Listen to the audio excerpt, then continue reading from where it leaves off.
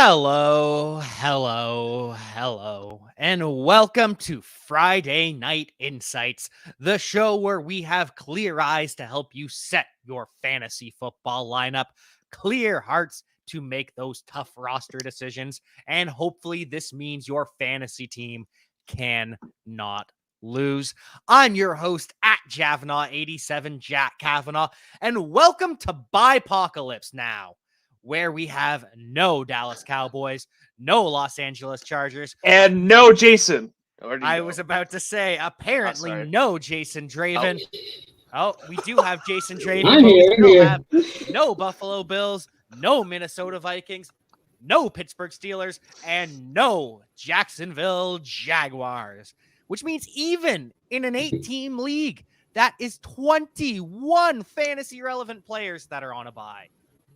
I don't like the smell of Bipocalypse now in the morning. It smells like pain. But good to see you guys. How's it going, Jason? Jordan? Yeah, it's going. Watching last night's game was kind of brutal, and with everybody on bye and everybody being injured, it's just kind of tough to decide what we're going to do this week. And so hopefully we can help everybody figure it out and get you moving. Yeah, I doing, I guess, a lot better than Jason's doing. It was great to have Dearness Johnson last night. The importance of being Dearness. Shout out to Nee Wallace Bruce for that one. Love that. He was wonderful for me. I've been doing good. Today I went to go see Dune. New movie came out today. Very good. And it just confirms that I'm still in love with Zendaya. So that's all good there. And I want to thank everybody tuning in. For taking a break from the Leafs game. I know that you'd rather be doing that, but thanks for joining us instead, and hopefully we can help you with your lineups this week. That is the thing. It is still early in the season, so people would rather watch the Leafs. For now. Unfortunately, no one wanted to watch that Broncos versus Chargers game last night. It was bad. Well, not Chargers. Oh, sorry. Did I say Chargers? Broncos versus Browns. Jeez Louise. Anyways. I was about to say, ouch, that was brutal. I mean, I understand the last game that we saw for the Chargers was rough, but yikes. Yeah, no, I'm just, I don't know what I'm saying. Anyways, Gil F is saying 0.5 PPR. Devontae Freeman with Latavius Murray out or questionable. He is officially out, Gil. Or Alex Collins as his flex. However, Alex Collins also dealing with a groin injury. I think it's an easy Devontae Freeman for me. That's tough too, because if you go Alex Collins, you better have like DJ Dallas or Homer just sitting on your bench because or Penny. Monday night. Or who? Penny. Or well, I don't know about that. A lot of people are saying that's the backup. I don't agree with it. I really do think it is. That guy has how many games he played in the last 2 seasons? I think he's got to get into football shape first. Like maybe we'll see a couple carries, but I don't think that I think it's either going to be Dallas or Homer. Based off last week's game, looked like Homer got a lot more usage, so I probably would say Homer if you're looking for that.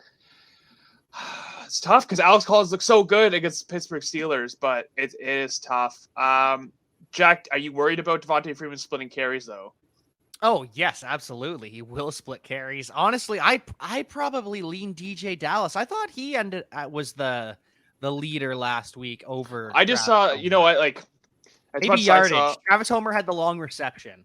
Yeah, he had like a few big plays it looked like, but I don't know, either or. I wouldn't feel good about either of them because that's probably going to be a full-on split down the middle committee if Alex Collins doesn't play. But as long as you have one of them, if you're leaning towards Collins, I think you might be okay. Yeah, if Collins plays, that would definitely be who I would prefer. But because he is questionable, it just takes so little to re-injure something. And so I'd much rather go with Freeman, who is going to be fresh. You saw some decent carries last week. Granted, it was a Charger, so it's a lot more difficult of a back defense this week. So you're not wrong, but the fact that you just said Devontae Freeman is fresh is hilarious to me.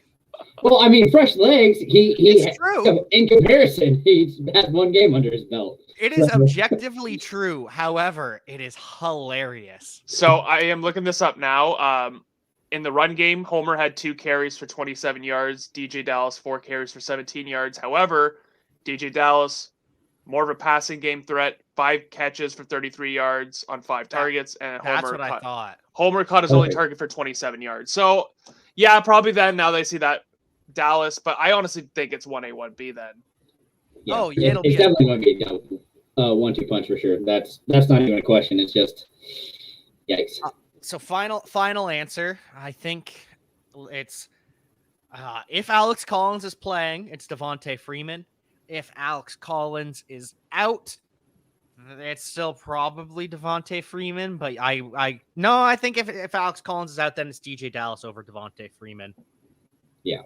That would be how it is, just because I think that it's going to be such a committee in Seattle that they clearly split it up, and for a reason.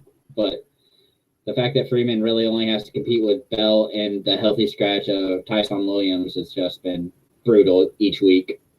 Oh, and then also Tyson Williams has been deemed irrelevant. Yeah, it's super frustrating. He'll probably start. He'll probably start now, and then Le'Veon Bell wearing number 17, which I know Jack hates. In reference to the last time he was actually relevant in fantasy. It's true. He's also he wasn't effective last week. He had that weird reception for a touchdown. It's down the end zone. That's all that matters. Yeah, it was like 2 yards a touch or something like that. No, it's not. Anyways, Devin Story over on YouTube would like us to answer full PPR. We've got Damian Harris or Darnell Mooney at flex. Only scared of Damian Harris because he could fumble and then be taken. This is definitely for Jason because these are 2 of Jason's guys. Yeah, he's gonna have to pick between 2 of his children. Yeah, and I mean, just because the opportunity is there, man, it's just that the Jets are coming off a bye, and that scares me so much because they have a whole another week to prepare and be fully healthy to stop them.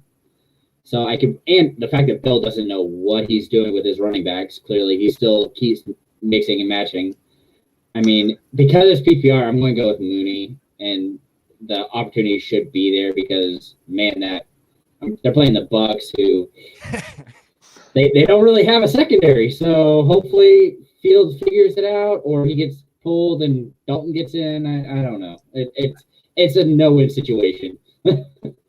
Yeah, I agree. I would go Mooney for the same reasons. I think that Mooney has developed a connection with Fields, and I think that he's probably not going to be able to run on the Buccaneers. Seems makes more sense to attack that secondary that is dealing with a lot of injuries.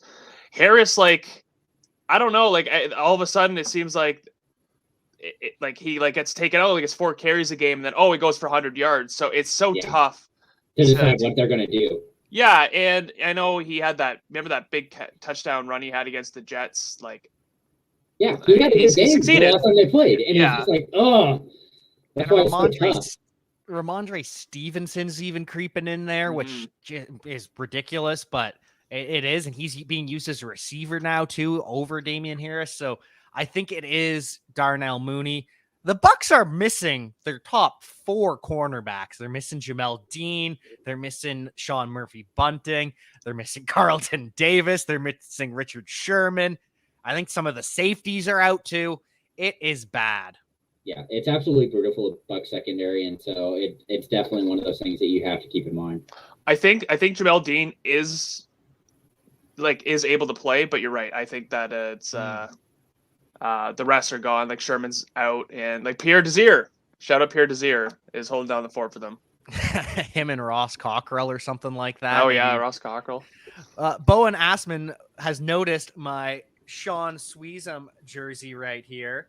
And yes, that is a deep cut. I am from Wallaceburg, Ontario, Canada, the home of Sean Sweezum. And so Sean held a football camp when I was growing up, attended that before I started playing. And then he donated through the NFL our uniforms and a lot of our equipment. So yes, big Sean Sweezum fan here. Even if I am a Ravens fan, still love Sean Sweezum. I don't know if you've noticed, people watching, that we are a very pro-Canada podcast. Jason is our resident Canadian. It is not completely pro-Canada because I'm not from there, but I do enjoy Canada. You enjoy a good Letterkenny episode. You are as Canadian as I can't even think of a good example, but you are an honorary cheese curds, but that's more Wisconsin. Oh, no. Cheese curds is more Canadian than Wisconsin. Absolutely. Jason likes 5 Canadian things. 1 is the cheese curds. Very much 2, so. 2 is me. 3 is Jordan. 4 is Letterkenny. 4 is Letterkenny. Yes. And 5 is Fred VanVleet. Yes. Very true. Yes, we are very, very pro Fred VanVleet. Yeah. We're trying to get him on the show, but I don't think it will fit. I don't think that makes much sense, but who knows? If he plays fantasy football, I will try my hardest to see if we can't get Fred on the show, because that would be a blast. Jason's going to pester him every day on Twitter. Yeah. Hey, man, you see my DM? Hey. Sup? You up? Jason. I'm going to pull up Pete Carroll and just be like, hey, man, you up? Jason's just going to start calling Kansas school officials. Yeah. Oh, boy. Anyways, if you have any other questions in terms of start sit, in terms of trade. Oh, Mason Cameron says Jason, the honorary Canadian. You know what? You spelled honorary wrong. It's with a U. If you're honorary Canadian, it's spelled with a U, Mason. Get it right. This is why Mason is not an honorary Canadian. So if you have any questions, make sure you hit us up. Anyways, on with the show. Yeah. This horrible game. Oh, man. Talk about boo is this game. The game we had to watch last night was a complete boo. I know it's Halloween themed, but, man, that was just scary. No Nick Chubb. No Kareem Hunt. And this is on top of the buys, remember. No Baker Mayfield, declared inactive before the game. And then, no Donovan Peoples-Jones. This was so frustrating. Pre-game warm-ups, we don't find out until after the game has locked, which is just unfair. Completely unfair. And so the Browns still get the win. Good for them. Congrats to the Browns. They're a good team. The Broncos are probably going to fire their head coach at the end of the season. Probably going to be a rebuild with new general manager George Patton, who just started this year. Anyways, getting away from that, the hero of the game, D'Ernest Johnson, runs a 4.8. That is terrible. However, he turns 22 carries and 2 receptions into 168 yards with a touchdown. Could have been 2. Easily could have had a second touchdown on that last drive. Makes the smart move and stops for the first down to ice the game. But wow, what a game. Yeah, it was pretty brutal. The fun thing about D'Ernest Johnson is just the fact that he was trying to get a job so bad that he literally emailed every AAF team to see if they would give him a tryout. And the fact that he was able to come in and just tear up a Broncos defense that I was actually nervous about. I didn't think he was going to get to the 100-yard mark, but he went well over that and just exploded on. I mean, which is even more infuriating because of the fact that I was so high on Felton. I thought for sure that short area target was going to be there. He was going to get the usage. He's going to get some touches, which he did. It just wasn't anything spectacular, but everybody got touches in that backfield. John Kelly, Johnny Stanton, Anthony Schwartz, and of course, Case Keenum. I don't know what their plan was, but man, that rushing attack was something to be scared of. What? Why are you laughing so hard at me? Oh, you're just asking. I don't know what their plan was, even though they ran for all the yards. They ran for all of their yards. Yeah, it was very clear that their plan was to run the ball down their day. The fact that Demetric Felton only got a handful of carries ruined Jason's night. Absolutely. And catches, because I don't understand being out, OBJ being active for some awful reason. Yeah. I have no idea why they decided to do that. The dude is hurt. Keep him on the sidelines. Let Landry get all of the targets like he should have. Let Felton help him out with the other side. And no, why? Why would you do that to me? Clearly the plan was to not let Case Keenum lose the game for them. And he doesn't. 199 yards and a touchdown. And like you said, nothing from the pass catchers. Odell, he was screaming in pain right before halftime. Comes back, still 2 receptions, 23 yards. That's nothing. Jarvis Landry, he looks like a tight end. I don't know why you want him to get all the targets. 5 receptions for 37 yards. Those are tight end numbers. And speaking of tight end, complete car wash. Austin Hooper, 6.2 PPR points. That is gross. 2 grabs, 42 yards. David Njoku, 2 grabs, 18 yards. Harrison Bryant, 1 reception for 15 yards. terrible all around. Truly, Dearness Johnson is the only guy that mattered today. And Nick Chubb, hopefully be back next week versus Steelers. I just want to touch on the Nick Chubb thing. If Nick Chubb is back next week, I wonder if Dearness Johnson will still have value as like the Kareem Hunt sort. Like obviously not going to do the same thing as Kareem Hunt does, but just getting in there and having some, some good carries, maybe deep flex leagues might be actually viable. Just because the Browns run the crap out of the ball, and he might see value there. Anyways, I want to shout out Jeff Bell on Twitter. His username for whom J Bell tolls. He tweeted something out that I casually brought up a couple weeks ago. He said that all 3 Browns tight ends should be combined into one fantasy entity, and I totally agree with that. Because I think that they're so overvalued. Like I don't care if Njoku led the team in yardage going into this game. That just like shows you how minimal they rely on the passing game. Each one of them is useless on their own. I know Austin Hooper had that 40-yard catch, but that was a 40-yard catch. And that pretty much made his day, and that was it. Just put them all in one little fantasy entity, like he says, and they'll probably still be like 25th option. I actually play in a league like that where you start team positions. You start team quarterback, team running back, team tight end.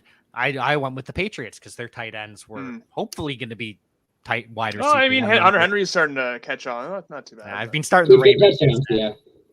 Been starting the Ravens tight ends instead because Mark Andrews is great. Much greater than the Denver Broncos. Teddy Bridgewater, he's dealing with a foot, so we can't fully blame him. Really, though, they should have sat him. He completes 23 of 33, only 187 yards, throws 2 touchdowns, but an interception as well, and he just doesn't look right the entire game. Yeah, I don't know how severe the injury is. I guess it was because it was leading up. It was questionable, and he didn't really seem too gimpy out there. Like I don't know in the first half if he was feeling the effects of it because the offense seemed a little dead in the water, but.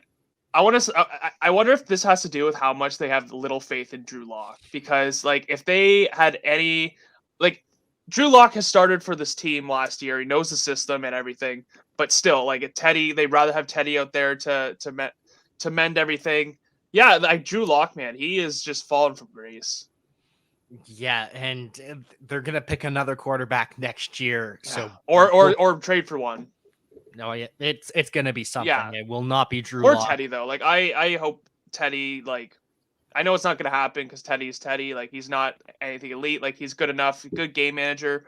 He deserves better. He really does. He does. I just want to see him go somewhere and lead a team just for 2-3 seasons. That's all he does. Just let him have his time in the sun. Just like the Broncos should let Javonte Williams have his time in the sun, because this was annoying. Melvin Gordon and Javonte Williams, they both get bailed out by a touchdown. Gordon, 8 carries and 2 receptions, and that ends up as 32 yards. That's not good. Javonte Williams, at least he helps you in PPR. 6 grabs, only 4 carries, still 52 yards, 20 more yards than Melvin Gordon. Stop it. Stop it with Melvin Gordon, because if you add these two together, that is 84 yards and 2 touchdowns with 6 or 8 receptions. That is a quality running back.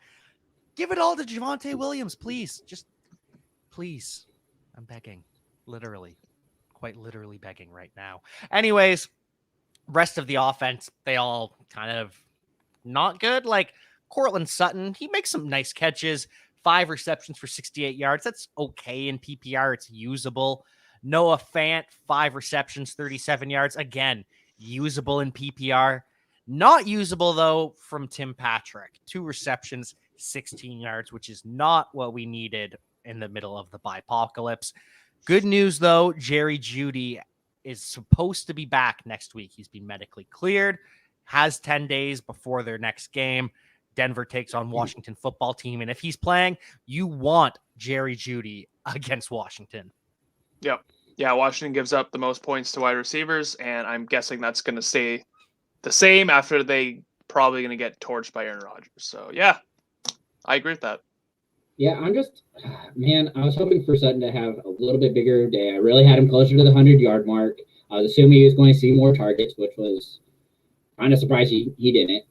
Patrick looked okay, but again, that's what you expect out of him. You expect him to catch 4 balls and have around 40 to 50 yards. He did have a touchdown called back, which is something to keep in mind. But again, even then, that's what you're really banking on with Patrick. Let me guess, Jason. You are an advocate that called back touchdowns should still count because apparently flags should count as fantasy points. No. I mean, because it was negated by a different foul, that I understand. But if it's a pass interference call, that's something completely different. We've gone over this. The quarterback and the wide receiver or running back should get those points because they got the yards added on. I don't understand why it's so frustrating. It is very frustrating. Aaron Cantu on YouTube would like to know if Collins is out, that's Alex Collins, Rashad Penny or Ramondre Stevenson in full PPR could also pick up Giovanni Bernard, Savon Ahmed, or Jerick McKinnon off of the waiver wire. Great. I know. And yeah, that's just... So I have my answer in mind. I will let you two answer before I destroy you for your terrible opinions. Well, I mean, it has to be Stevenson. Yeah, coming back, only playing one game, not quite sure how he's going to look, how much he's going to be used in a committee. I understand that it's also Stevenson in a committee, but he is higher up, and we've seen him play already. And Bill is kind of leaning like he's going to be using him, which is a plus for me. Kind of. Yeah, I'm going to go Stevenson as well, just because out of all of those options, it's the only one where I can see him actually getting like a decent amount of carries. But even saying that, like, I don't feel comfortable saying that because you never know with the Bill Belichick offense. You never know. Like, you see Damian Harris maybe get 25 and then Stevenson getting like maybe 2. Yeah, but like, it's going to be 2 for everyone else as well. So I don't think. Oh, I know. I like Steven. Like I said, like Stevenson has out of those options has the best chance to have a good day. Got you. Yes, you don't feel good about it. Yeah, Ramondre Stevenson is definitely the answer here. I thought you guys would pick incorrectly. My number 2 here, probably Savon Ahmed, because he was the RB1 last week for the Dolphins, which wasn't good. And I think somebody might have said that was a potential happening. I mean, just because they don't know what they're doing with the running back. I hate that backfield. I have so much invested in Myles Gaskin, and it just tears my heart out. And then, of course, I don't play him, and he gets 2 touchdowns and 10 catches when I don't play him. So I'm playing him in 2 leagues this week, so don't play Myles Gaskin, apparently. Yeah, Myles Gaskin is so frustrating. He's a guy that I really had a lot of faith in. And even last week, though, if you combined all 3 running backs, it still was it was bad. It was really bad. And so for the 49ers, Trey Lance will not be fantasy usable this week. He is out with a knee injury versus the Indianapolis Colts. Jimmy Garoppolo has been cleared, so Jimmy Gorgeous once again the starter. He will be without his left tackle, Trent Williams. He's doubtful with an ankle sprain. Running back Jermichael Hasty is back, though. Is it possible Trey Sermon is the RB3 at this point, soon to be RB4 when Jeff Wilson comes back? Yep, absolutely. Yeah. But I don't like Sermon. Like, the fact that they have him on the team is really for next year when everybody's contract is up. That's literally the whole reason they have him. I mean...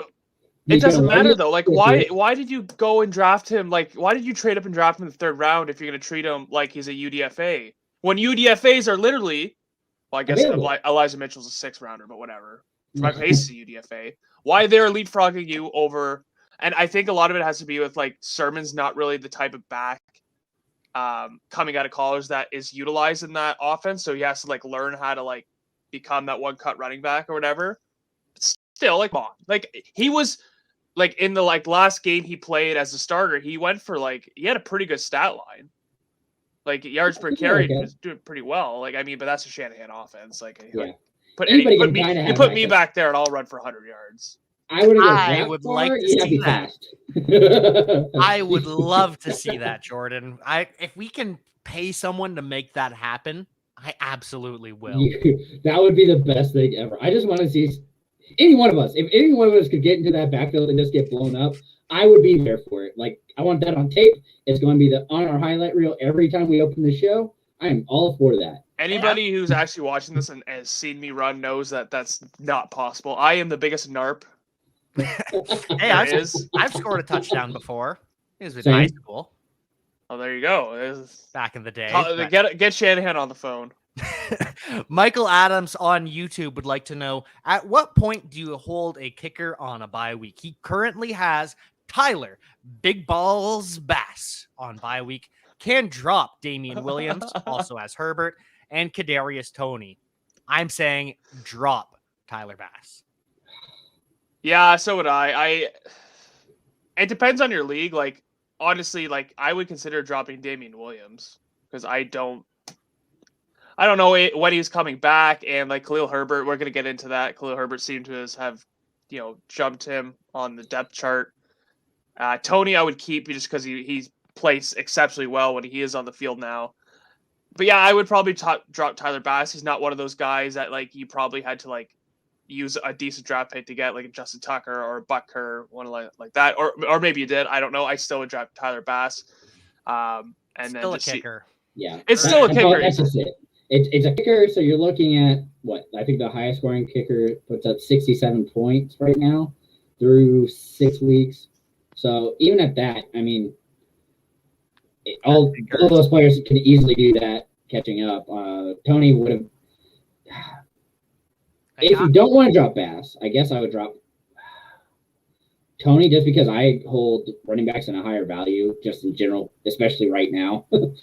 If you can't do that, I mean, you could try and trade. I'd try and trade first. That would be the move to go with is trade. You're kind of gonna like. I mean, it's Friday night. Like, if you need a kicker now, wait until Sunday morning. Drop the person. That way you can hopefully try and get him back next week on waivers.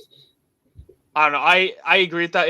I agree that running backs are more important, but Damian Williams is kind of an unknown right now with his situation, and it really depends on your team. Like, if you are thin at running backs, then maybe consider dropping Toney.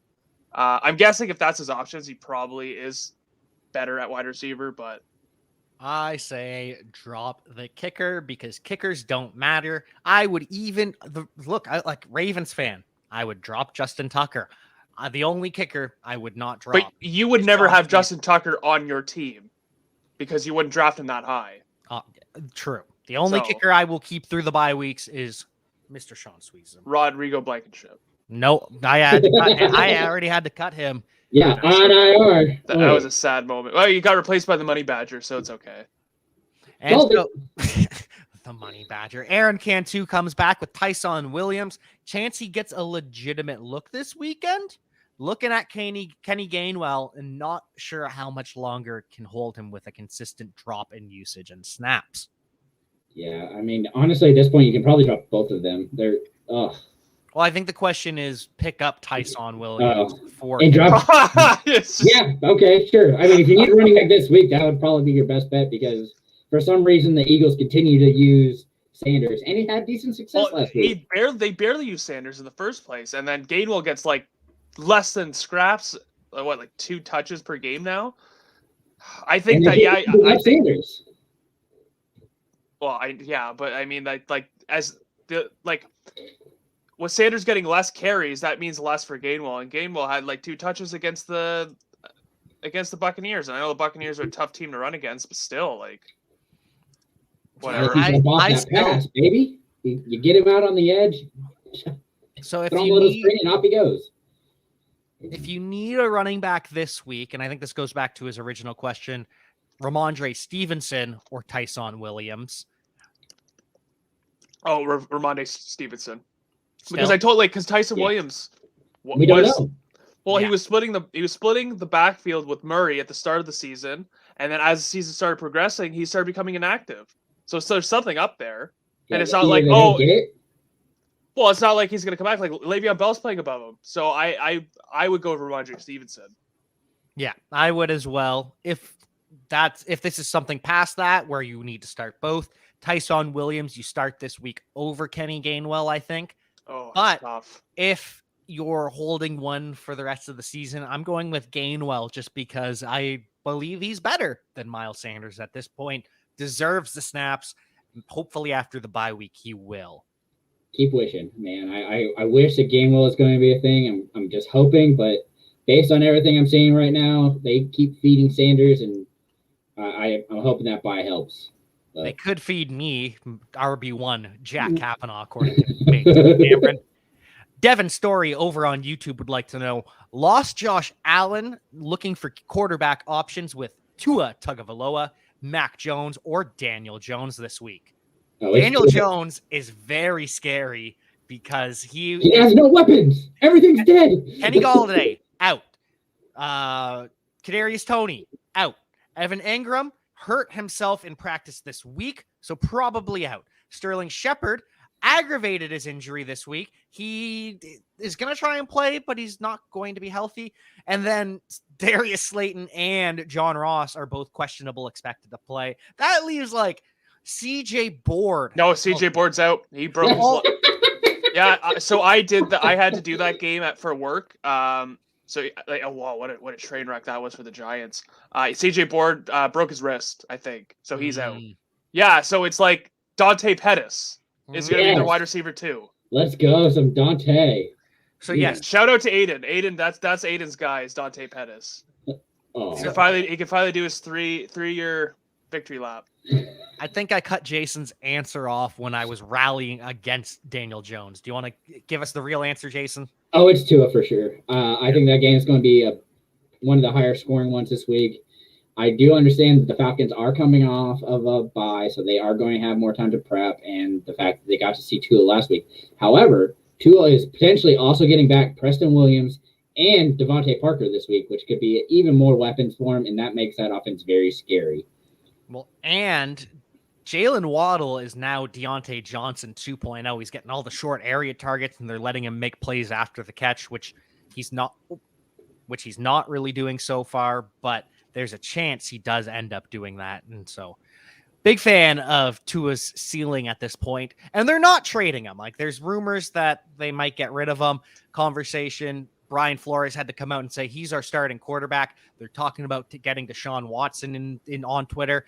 Again, I think that it's ridiculous we even have to talk about it. Like, just put him on the commissioner's exempt list, and it's embarrassing at this point. We'll move on from that, though, to Louis' question. With a groin injury, is Alex Collins droppable? I would say yes. I have Jonathan Taylor, Darrell Henderson, Austin Eckler. My goodness, you have our at RB, Chuba Hubbard, and David Montgomery on IR. Need help at wide receiver, or go for tight end Logan because he has Higbee. So, can I just give my biased answer and say that Ayuk could have a massive day against the Colts, who just lost Julian Blackmon for the season? No free safety. What is with free safeties on the Colts and tearing their Achilles? Like, this is like the second year in a row that's happened. But whatever. And then back in the day with Laron Landry, I think he did his Achilles there too. Probably. Well, Gallup's on bye, but I think that out of those, like, that's the best one. But if you need a wide receiver this week out of those, I mean, Renfro, like, I know Jason's a big Renfro guy. He'll get looks. Yeah, he'll get looks, but I'd actually try to trade. I know that sounds crazy. So that's your solution to everything. Well, no. I know it's good, but you have Collins, and you put him together with, like, Chuba to the CMC owner. Yeah, but, like, there's so much variables with that. Like, I always think, like, look out for yourself first before trying to, like, rely on others. I would go Ayuk just because the Colts secondary is absolute Swiss cheese, and coming off a bye, maybe Ayuk has, like, figured it out. I think there's a good chance that he could go off. And the other guys, like Renfro doesn't really do it for me. I think that Ayuk has a better ceiling. And Gainwell was even talking him up. If you need a guy this week, I agree it's Ayuk. If you need a guy that you're just stashing, I think it's Gallup. Yeah, absolutely. I agree with that. Because Gallup, I'm not. But the Cowboys' offense, they pass so much. Like, even Ayuk, they do. Well, they did. Yeah, okay, they did. That's where you're getting confused. They did. Not so far this year. They've been running more. Yeah, and the fact they can see that they've been winning that way, I'm nervous for Gallup. because Lamb and Schultz are the ones really splitting it. So surprisingly, out of those, I'm actually going to go with Hardman. Which I know. It's just because of I'm crazy because the fact that they aren't having Hill have any success, that's not true. Hill's been fine, but he keeps re-aggravating his injuries and it doesn't look good. And so you just contradict yourself in your own analysis. Actually, I'm going to change my answer to Logan Thomas because it sounds like you're stashing him because you don't need him this week. Logan Thomas is a significant upgrade over Tyler Higbee. So, well, I don't like stashing tight ends, and like Logan Thomas, like, will he be relevant? The Ricky Seals-Jones in the mix, like, do they like Ricky Seals-Jones? Like, I still think Logan Thomas is like the Robert. And Fitzpatrick is coming back eventually. That's something else that we have to keep in mind when you're looking at this, because I think Thomas is going to be the second target on that team, but again, you have to wait and see, and I'd rather not. I would rather stash the wide receiver than the tight end, but that's just me. I guess that build wise that makes sense. And and in an offense that throws the ball a ton.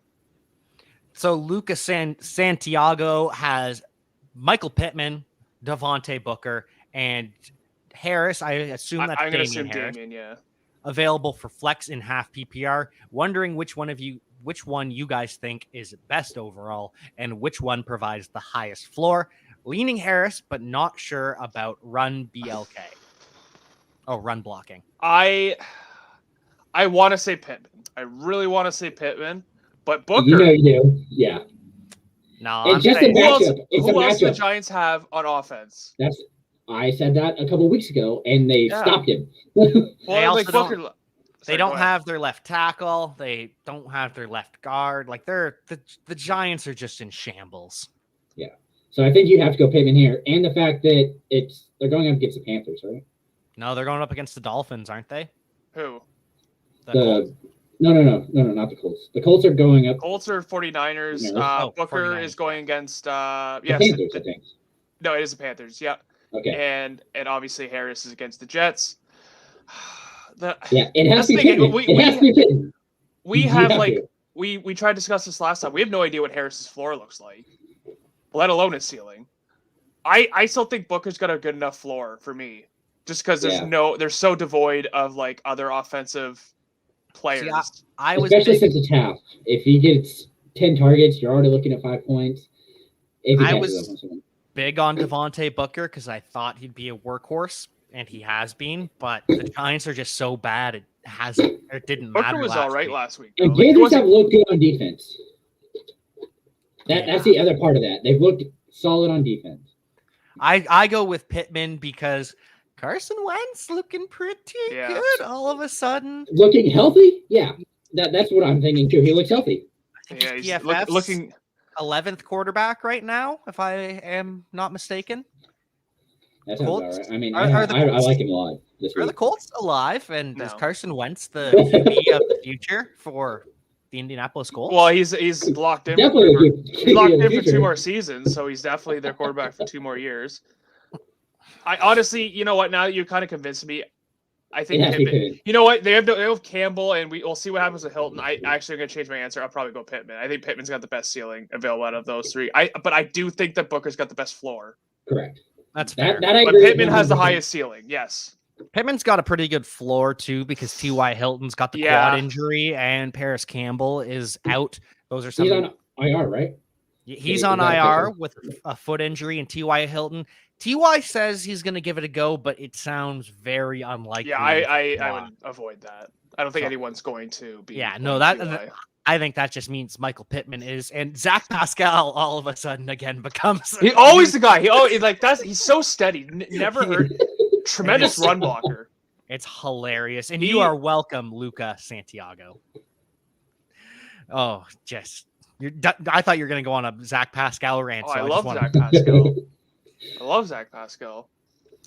Gotta clip that. Gotta have that as a clip. I love Zach Pascal. Why would that be a clip? Use that against me. I don't care. He's been like their most steady receiver last 3 seasons. Timothy Neal would like to know, with Antonio Brown out, does he play Rashad Penny or Mecole Hardman for flex? Can you pick someone else? You're just saying Hardman. I'm still saying Hardman, but again, I would say Hardman just because, like, I'm telling you, I don't have any faith in Rashad Penny. I think Rashad Penny gets like 3 touches this game, if that. McCole Hardman could get a touchdown in that offense, so I would go McCole Hardman if those are your options. Yeah, I mean, he gets enough to be viable. I wish they would pick whoever they're going to throw to behind Hill and Kelsey. That's what they need to decide. Is it going to be Robinson? Is it going to be Pringle? Is it who's going to be the next guy? I think do they want it to be Josh Gordon? Like, that's still Well, they brought him in, man. I know, it's just frustrating. I'm so happy that he's playing football and has been okay so far, but man, that's frustrating for him. Yeah, it's one of those things. Like, it's a great story. I'm very happy. I hope he becomes fantasy relevant. It's just even Sammy Watkins wasn't fantasy relevant for Kansas City. He is not relevant for the Baltimore Ravens this week because he is out, which means it's Rashad Bateman week. Absolutely. I've been pumping Bateman so hard this week that I'm sure people on Discord and the Fantasy Life app are just like, what are you talking about?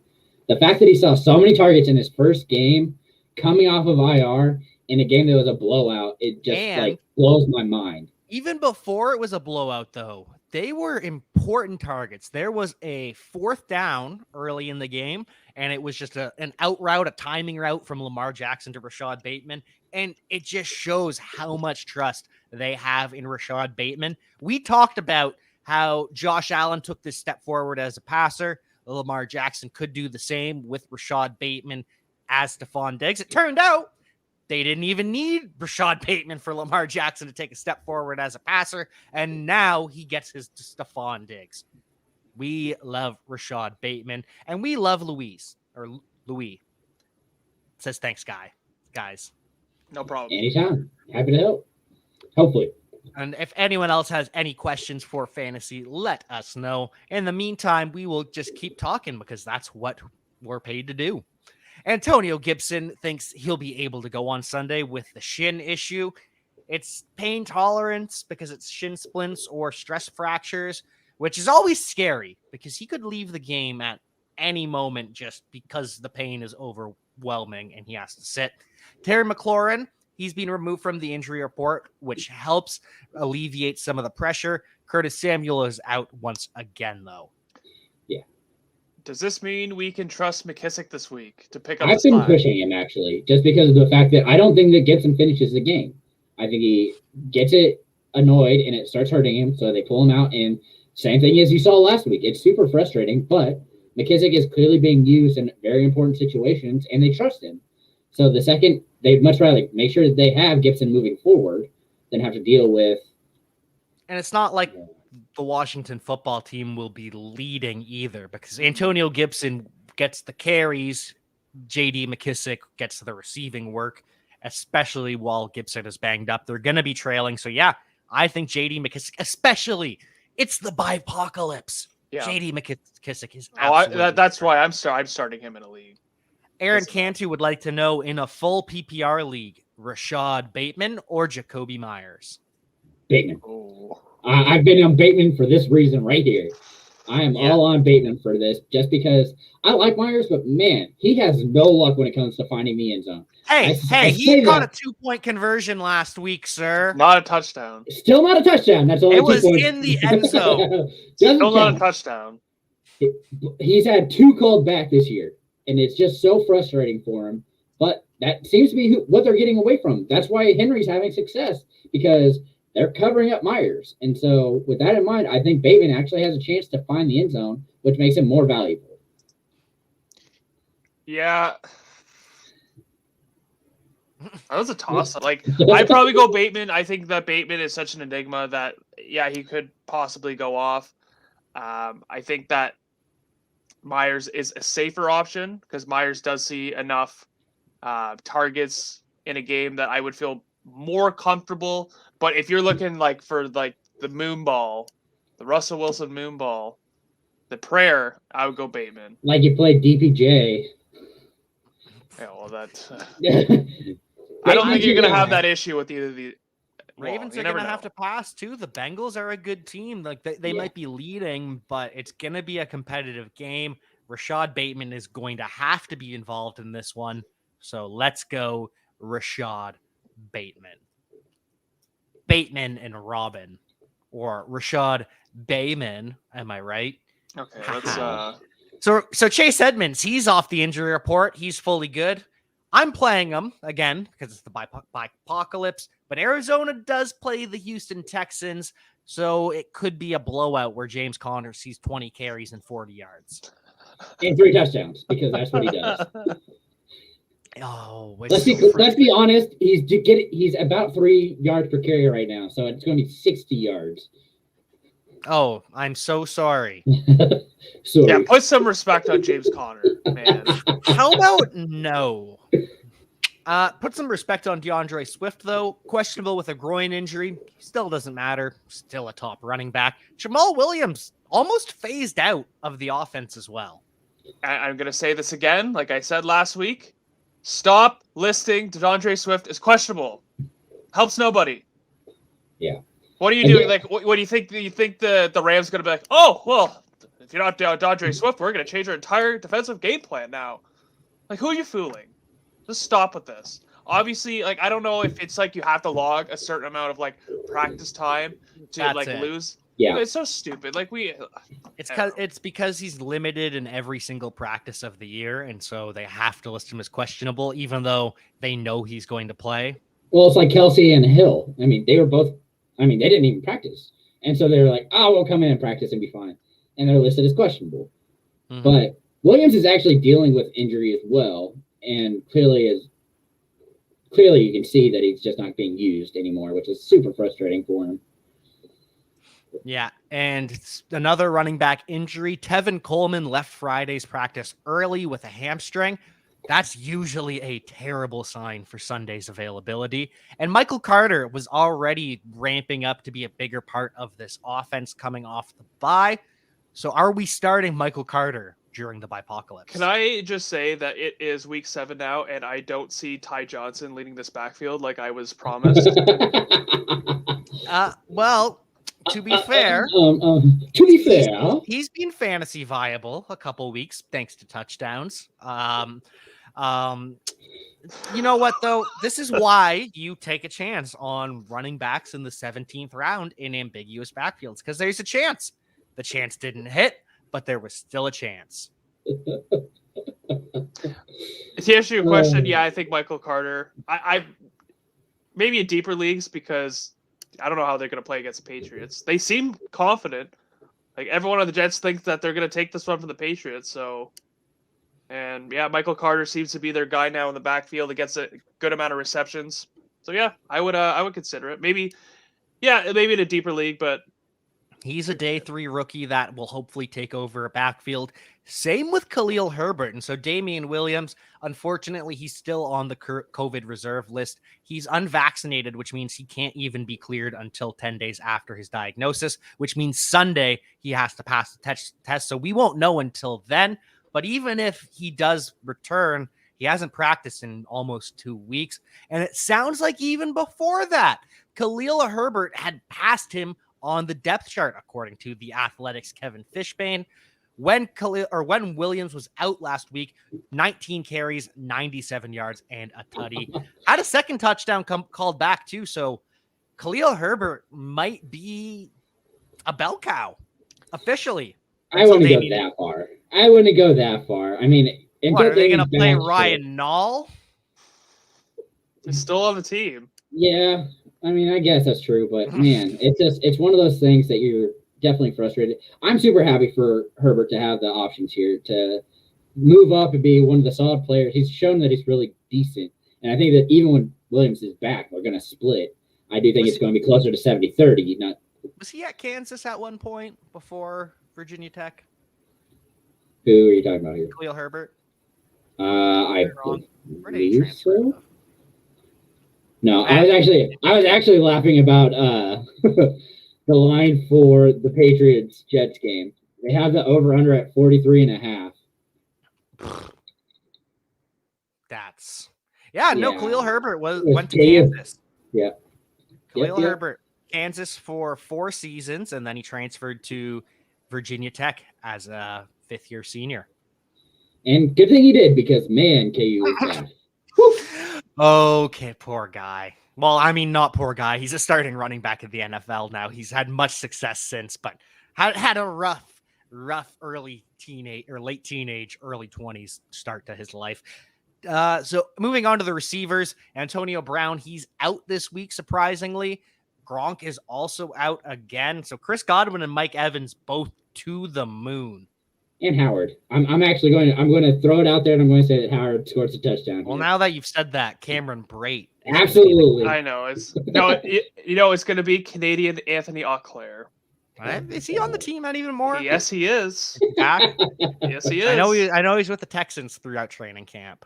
Was So he? I know I saw him in a game. I don't know what game it was. He got cut from the Texans, so it would make sense if he's back.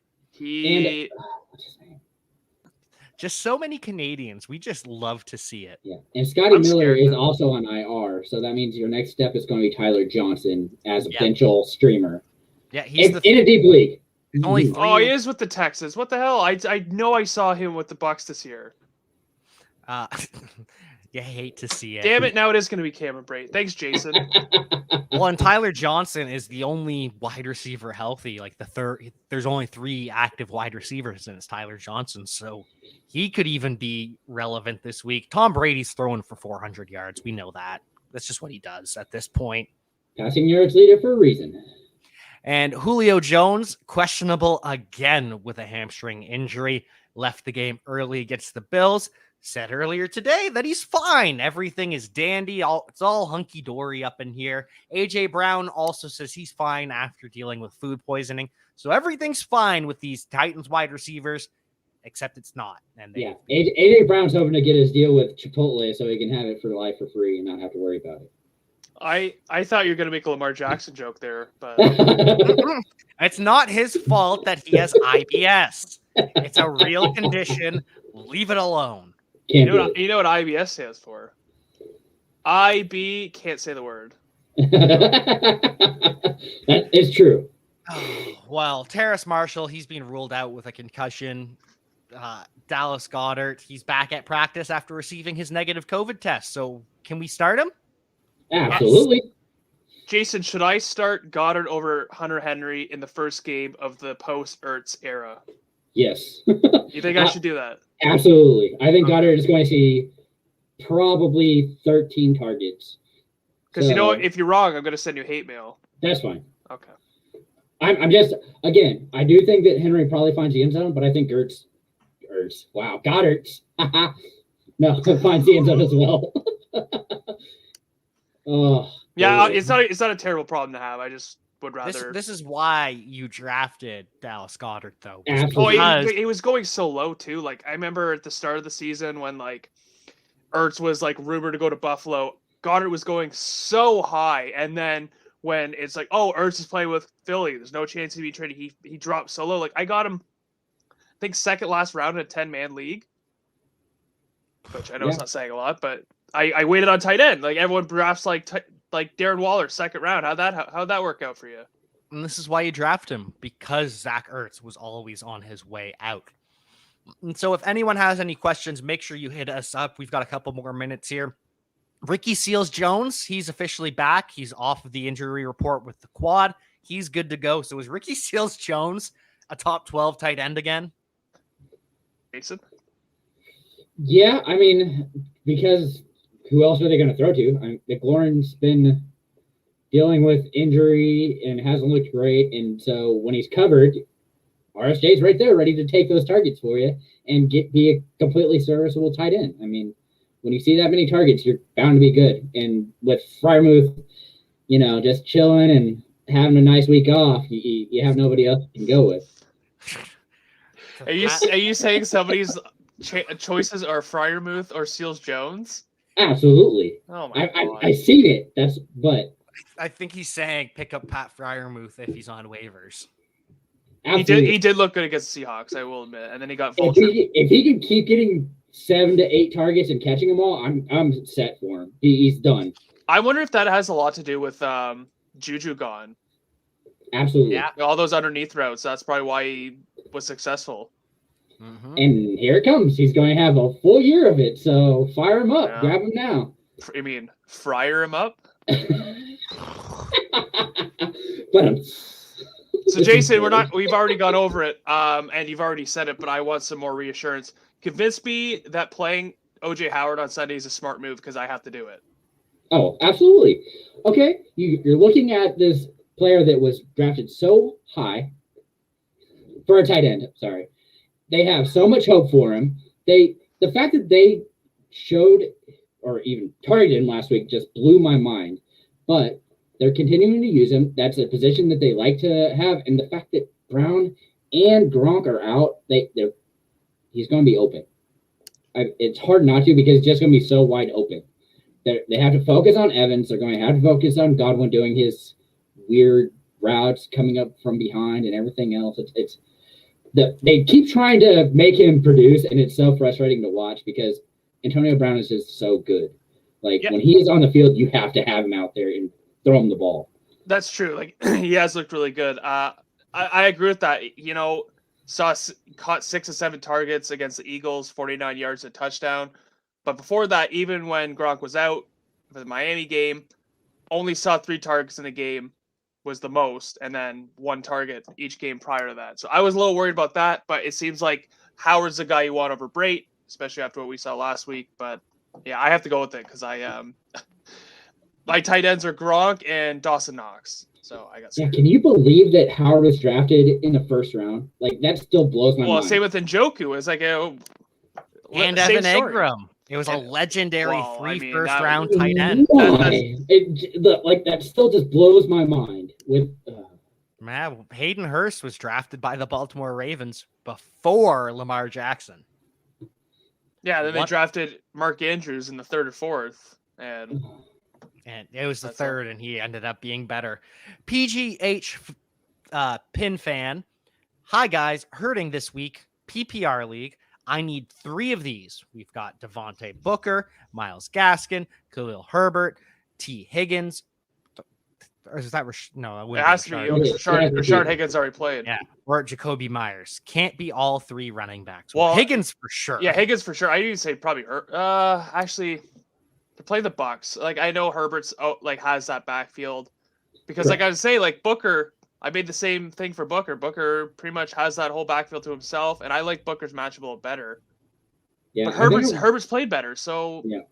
I'm looking at Booker, Herbert, and it's close between Gaskin and Myers. Actually, I'm completely out on him. I'm not trusting Higgins this week. I think that it's one of those plays that chases the guy, and if they're getting close, that's that or Uzama. Just because of how weak they are, that's where I see having success. Is using Uzama in the red zone. See, but Marlon Humphrey's probably going to follow Jamar Chase around, which leaves T. Higgins on Anthony Averett. Much easier. You hope, but again, it's just the fact that you're not seeing him have success, even when Chase is being covered. I don't think that changes because Burrow and him have that connection, and he's been able to beat tough coverage before. All right, so who was your answer again? I think I'm going to go Booker, Herbert, and Myers because it's PPR, and those all catch passes. And Gaskin, you can't trust that backfield, and it's frustrating because the coaches. Yeah, go ahead, George. I'm going with Herbert and the 2 receivers. I'm sitting Booker and Gaskins. Herbert's matchup scares me, but I like the opportunity. I would probably go Booker, Herbert, Higgins. Would be my 3. So 3 different answers, but no help whatsoever. Herbert's in all of them. Yeah. That's the one help. That is the one help you do get. Adam Dowden on YouTube would like to know Matty Ice or Derek Carr in a 6-point TD league. So who are the Raiders facing? The Dolphins face the Falcons. Raiders face the Eagles. Raiders face the Eagles. So I'd probably go Matty Ice. I think that Dolphins. I mean, Dolphins have this whole persona oh, they're a great pass defense because they have Xavier Howard. Who is he playing? He didn't play against Jacksonville. He's questionable. So is Byron Jones. So is Byron Jones. So I think that in Matty Ice, Falcons coming off a bye. Hopefully Calvin Ridley does something because he's supposed to be back this week. He is supposed to be back. Cordell Patterson, I mean, fantasy MVP. It's already week 7. And they're coming off a bye as well. You know what? Darius Slay, legit. If you see the numbers he has against the top receivers, he shut down Mike Evans last week. I think Henry Ruggs. I'm playing Henry Ruggs because of the Bipocalypse. I don't feel great about it, but I think Henry Ruggs is gonna have a tough time against him. I go Matty Ice. It's so tough just because I really like Carr this week. But the fact that Ryan is coming off of a bye does make him more interesting. So I really don't think you go wrong here. If you're chasing more upside, it's definitely going to be Matty Ice. And PGH Pin Fan says, "Ugh, thanks, guys. We're sorry we couldn't give you a more clear answer." And I think that's going to do it from us here on the Friday Night Insights show. Thank you, too, for joining me. Thank you, guys, for answering all of the questions of these lovely, lovely fans in the metaphorical stands. Any pluggables to plug before we head out? Got nothing. I mean, just follow me everywhere. That FF Nerd, whether it's FLA or Twitter or whatever else. Just thank you guys for watching, and always happy to have you guys here for sure. Makes the best time. Yeah, like Jason said, I'll just echo him. Thanks for watching. Thanks for giving us your questions. It's fun to do every week, even though we give you 3 separate answers and it makes your life a little harder. But I feel like we give our rationale for each, and only you can set your lineups. We can give you the advice you could hopefully use. But yeah, just like preventing forest fires, setting your lineup is up to you. Well, I mean, Oh, hello. We do have one final question before we head out. Caught us at the right moment, Scooby Taylor. Would you trade away Cooper Kupp and Antonio Gibson for Aaron Jones and Marquise Brown in PPR? I'm not, because I'm worried that Brown is going to get phased out by Bateman and Jones hasn't been what he wants. I mean, if you need RB, that's probably a better option because I don't trust Gibson to stay healthy. But Kupp is playing so well, and you saw how fast Woods fell back down to nothing. Yeah, I was going to say, this seems like a fairly even trade down the middle. Like you said, Jason, it depends if you need a running back, because I think Aaron Jones is better than Gibson. But, I mean, we don't know if Brown's be able to sustain this with Bateman coming back. And I think Kupp is probably the best player right now in this trade. So I would probably hold tight. I would too, even though I love Aaron Jones. The problem is the Packers don't. They're running more. They're running A.J. Dillon more. They're phasing him out. So I do think, unfortunately, Cooper Kupp is the best player for now. Can I tell you this something? I just remembered this. I'm facing a guy this week who's playing Aaron Jones and A.J. Dillon. Nice. Yeah. That's what the bye weeks will do to you. Hey, a lot of people are asking Gibson and McKissick, can I play them both? And the answer is probably yeah. That one I feel bad, especially in PPR. I would absolutely. That makes more sense because I don't really watch a lot of Packers games, but does Dillon really cut into Jones's? It's pretty substantial lately. Okay. Yeah, he's been getting on the field a lot in pretty big situations. So definitely preparing him for next year. Dillon is going to be. But I mean, Jones is there for the next 3 years anyways. He just signed a contract, so it's not like Jones is leaving anytime soon. So I don't get the Packers. Packers front office makes me angry. I'm not even a Packers fan, and that front office is so stupid. They are stupid, and that's what we'll go out on. That's great. Packers front office is stupid. Thank you all for joining us, and we will see you next time.